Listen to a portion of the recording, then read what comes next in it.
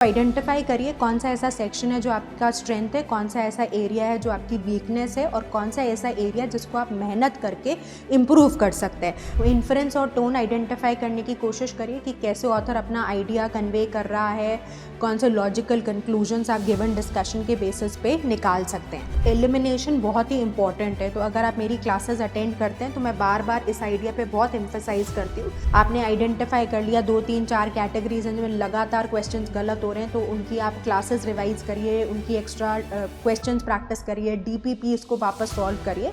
Hi my dear students, I hope you are doing well. So there was a lot of request coming कि ma'am droppers के लिए क्या right strategy रहनी चाहिए ताकि हम अपने गिवन टाइम को मैक्सिमम यूटिलाइज कर सकें और बहुत बढ़िया तरीके से आईपी मैट में परफॉर्म कर सके। तो this is the video for the students who have dropped in year, may be partial drop है या फुल ड्रॉप है, तो आपका क्या अप्रोच रहना चाहिए for the upcoming months before your IPMAT. Let's discuss in detail. Let's get started. My name is Juhi Narula.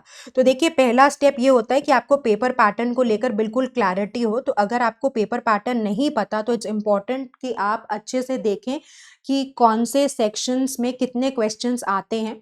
जैसे अगर हम इंदौर की बात करें तो वहाँ पर आपको 40 क्वेश्चंस क्वांटिटेटिव एप्टीट्यूड में मिलेंगे, वर्बल एबिलिटी में भी 40 सवाल आते हैं। हाउएवर लॉजिकल रीजनिंग का तो सेक्शन पूछा ही नहीं जाता। जबकि हम रोहतक की बात करें तो तीनों सेक्शंस में 40 क्वेश्चंस होते हैं, तो यहाँ पर लॉजिकल रीजनिंग हमारे लिए इंपॉर्टेंट हो जाता है। तो आइडेंटिफाई करिए कौन सा ऐसा सेक्शन है जो आपका स्ट्रेंथ है, कौन सा ऐसा एरिया है जो आपकी वीकनेस है और कौन सा ऐसा एरिया जिसको आप मेहनत करके इम्प्रूव कर सकते हैं। अगर ये आपने क्लैरिटी बिल्ड कर ली तो आपको आगे चल के अपने पूरे प्रोसेस ऑफ प्रेपरेशन में बहुत ईज रहेगी। नाउ जब हम बात करते हैं इंदौर की तो वो ज़्यादा कॉन्सेप्चुअल मैथ्स और वर्बल रीजनिंग रहता है, तो it's more of application based questions. जबकि रोहतक स्लाइटली बैलेंस्ड है, ईजियर है as compare to Indore. Right, GMAT further एक स्टेप और आसान हो जाता है। तो अक्टूबर से दिसंबर का जो आपका महीना है वो फाउंडेशन बिल्डिंग के लिए रहना चाहिए। जितनी सॉलिड आपकी फाउंडेशन होगी उतना आप अच्छा कर पाएंगे in advance difficulty level questions. अगर आपकी फाउंडेशन वीक है और सिर्फ आप कुछ शॉर्टकट्स या फॉर्मूलाज के बेसिस पे अपनी प्रेपरेशन को आगे बढ़ा रहे हैं तो ये एक रिस्की एफर्ट है, ऐसा ना करें। एक सॉलिड फाउंडेशन पे ज़रूर काम करें। तो आपका गोल रहना चाहिए कि क्वांट के सारे टॉपिक्स को लेकर आपको क्लैरिटी रहे और आरसी के लिए एटलीस्ट स्किल बिल्डिंग आपकी ज़रूर हो जाए। तो क्वांटिटेटिव एप्टीट्यूड में आप एनसीईआरटी के 9th और 10th के इंपॉर्टेंट चैप्टर्स रिवाइज कर लीजिए। एलजेब्रा, अर्थमेटिक, ज्योमेट्री, ये तो बहुत ही इंपॉर्टेंट है। ये आपने जूनियर क्लासेस में पढ़े हुए हैं टॉपिक्स, तो अगर आप एक बार रिवाइज करेंगे तो आपको सारे कॉन्सेप्ट्स वापस से क्लियर हो जाएंगे। अगर भूल गए हैं तो आपको उनकी वापस अंडरस्टैंडिंग बिल्ड हो जाएगी और फिर उस बेटर क्लैरिटी के साथ जब आप आईपी मैथ डिफिकल्टी लेवल के क्वेश्चंस को अप्रोच करेंगे तो आपको ज़्यादा कंफर्टेबल लगेगा। राइट, वर्बल एबिलिटी में आपको मैंने कई बार एडवाइस किया है कि 30 मिनट्स एटलीस्ट जनरल रीडिंग करिए। अगर आप ड्रॉपर हैं तो आप 1 घंटे तक भी अपनी रीडिंग को दिन में ले जा सकते हैं अगर आपके पास बैंडविड्थ है। 30 मिनट्स मिनिमम है, 1 आवर होता है, बहुत बढ़िया। तो आप एक आरसी का पैसेज या आर्टिकल द हिंदू से, ईऑन एक फ्री वेबसाइट है, गार्डियन, इनसे ज़रूर पढ़िए ताकि आपको लैंग्वेज से फैमिलियरिटी बिल्ड हो। अगर आपका डर दूर हो जाएगा तो एग्जाम में आपकी परफॉर्मेंस बढ़िया रहेगी। तो इन्फ्रेंस और टोन आइडेंटिफाई करने की कोशिश करिए कि कैसे ऑथर अपना आइडिया कन्वे कर रहा है, कौन से लॉजिकल कंक्लूजन्स आप गिवन डिस्कशन के बेसिस पे निकाल सकते हैं। वोकैबुलरी बिल्डिंग के लिए word power made easy most recommended book है। इस बुक को कैसे पढ़ना है उसका वीडियो आपको इसी यूट्यूब चैनल पे मिल जाएगा। तो कोशिश करिए लगभग आधा घंटा, क्योंकि आपने ड्रॉप किया है तो एटलीस्ट 30 मिनट्स आप वोकैबुलरी बिल्डिंग को भी ज़रूर दें, क्योंकि वोकैबुलरी बेस्ड क्वेश्चंस आपको देखने को मिलते हैं। तो इस सेक्शन को हम, इस एरिया को इग्नोर नहीं कर सकते। लॉजिकल रीजनिंग में आप इनिशियली 2 से 3 sets arrangement, coding, decoding, blood relations के स्टार्ट कर सकते हैं। जैसा मैंने आपको कहा, इंदौर में तो क्वेश्चंस नहीं देखे जाते, पर रोहतक में इंपॉर्टेंट सेक्शन है, 40 सवाल आते हैं और लॉजिकल रीजनिंग यूजुअली किसी बच्चे का वीक नहीं होता। मेहनत करके बहुत अच्छे से आप इंप्रूव कर सकते हैं।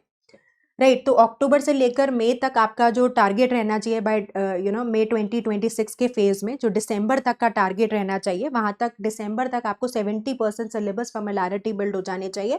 और 3 से 4 घंटे का तो एटलीस्ट स्टडी रूटीन आपके पास ज़रूर बना रहना चाहिए, राइट। तो जब हम जनवरी से फरवरी के टाइम पर आते हैं तो अब हमें क्या करना है, क्योंकि हमने अपनी फाउंडेशन सॉलिड कर ली है, हमने एनसीईआरटी से कॉन्सेप्ट्स रिवाइज कर लिए हैं, हम रोज़ 1 घंटा रीडिंग कर रहे हैं, आधा घंटा वोकैबुलरी बिल्ड कर रहे हैं, तो इस टाइम हमारी फाउंडेशन बहुत स्ट्रांग हो जाएगी, राइट। तो अब इम्पॉर्टेंट क्या है कि आप फाउंडेशन बिल्डिंग के बाद कॉन्सेप्ट एप्लीकेशन पे काम करें। So what will be the second step कि आप कॉन्सेप्ट एप्लीकेशन पे काम करें, राइट। आप जो स्ट्रैटेजी सीख रहे हैं, रूल सीख रहे हैं, टैक्टिक्स सीख रहे हैं, अप्रोचेस सीख रहे हैं, उनको आप अप्लाई करके एक्यूरेसी तक पहुंचे। और एक्यूरेसी एक बार अचीव हो गई तो फिर आप टाइम को कंट्रोल कर सकते हैं। एक बार आपको टाइम भी कंट्रोल में आने में लग गया तो मॉक से आप एग्जाम के स्ट्रेस और प्रेशर को हैंडल करना सीख सकते हैं, राइट।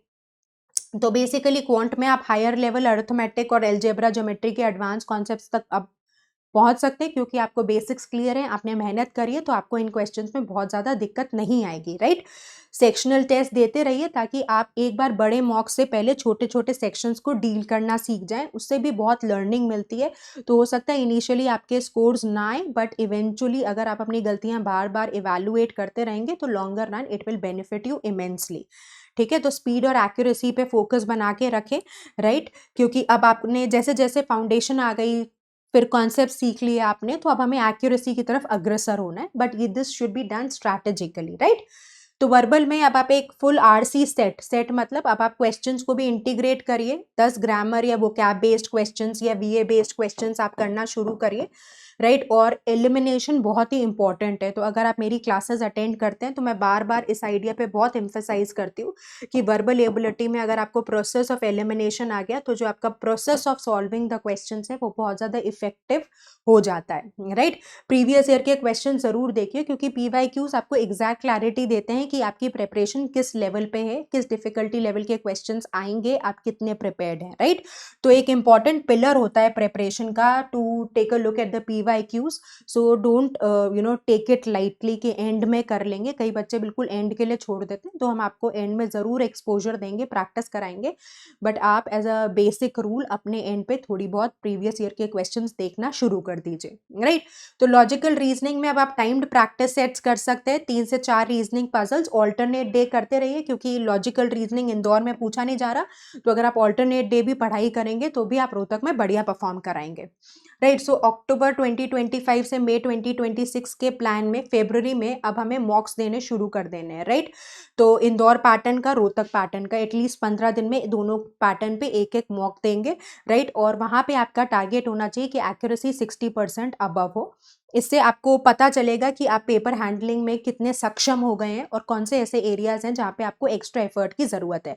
जब भी मॉक दें, अगर उसका एनालिसिस नहीं कर रहे तो मॉक देना बेकार है। उसकी यूटिलिटी ही तब है जब आप उसका इफेक्टिव एनालिसिस करके गलतियां आइडेंटिफाई करें, वीक एरियाज पकड़ें और फिर वीक एरियाज पे काम करें, ठीक है।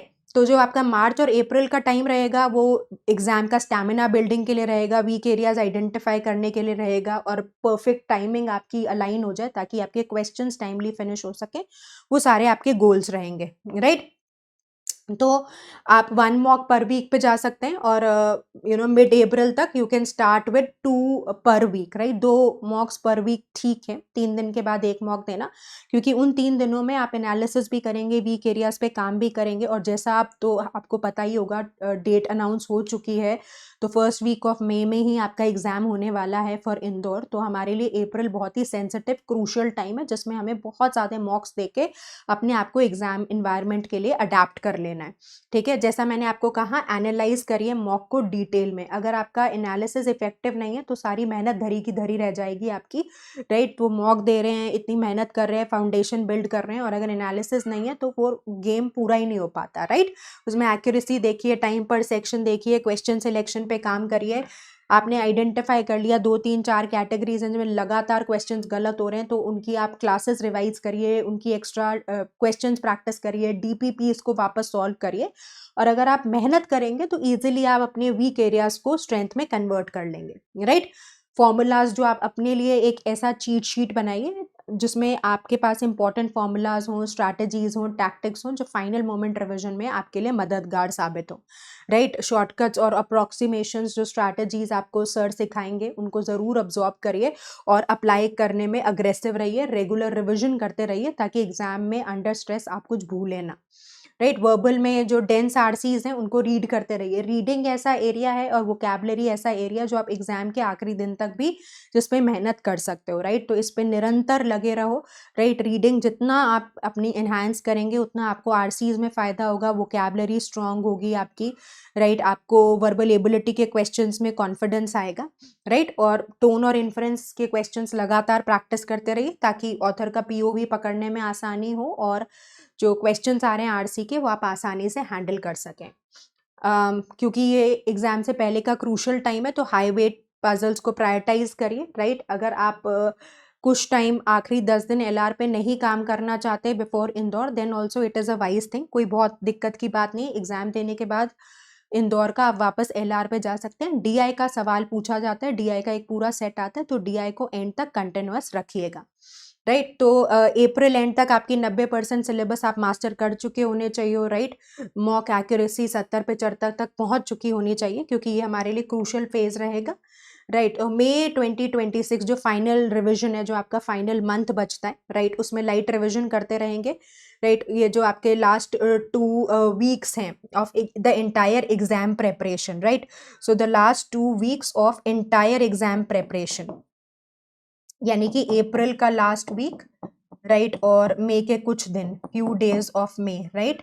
इसमें आप इंदौर स्पेशली के आप ज़रूर मॉक्स को प्रैक्टिस करिए, रिवीजन करते रहिए, राइट। और रीडिंग को कंटिन्यूस रखिए ताकि मोमेंटम बना रहे। और एग्जाम वीक के लिए क्या टिप्स रहेंगे? प्रॉपर स्लीप लीजिए, प्रॉपर न्यूट्रिशन लीजिए, राइट। और सेफ क्वेश्चन से स्टार्ट करिए। ऐसे क्वेश्चन पे सींग ना डालें एग्जाम के दिन जिसमें आपको डिफिकल्टी आ रही है, क्योंकि उससे मोराल भी आपका लूज होता है, कॉन्फिडेंस भी खराब होता है, और वो जो नेगेटिव एनर्जी है वो आपके पूरे पेपर को इन्फ्लुएंस करती है, राइट। सो 4 मई से कुछ पहले दिन इंश्योर करिए कि आप अपना रिगरसली स्लीपिंग रखें 8 आवर्स की एटलीस्ट, क्योंकि एग्जाम के दिन अगर बीमार पड़ गए या वो 15 दिन आखिरी के ध्यान नहीं रखा खुद की सेहत का, तो आप पेपर दे ही नहीं पाएंगे, right.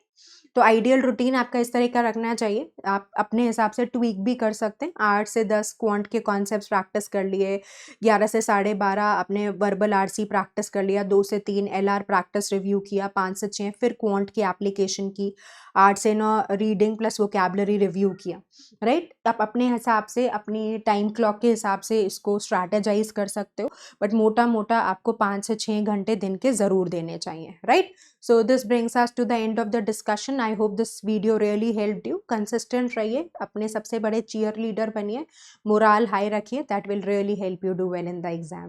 I hope this video helped you. Keep working hard. Stay consistent. God bless you.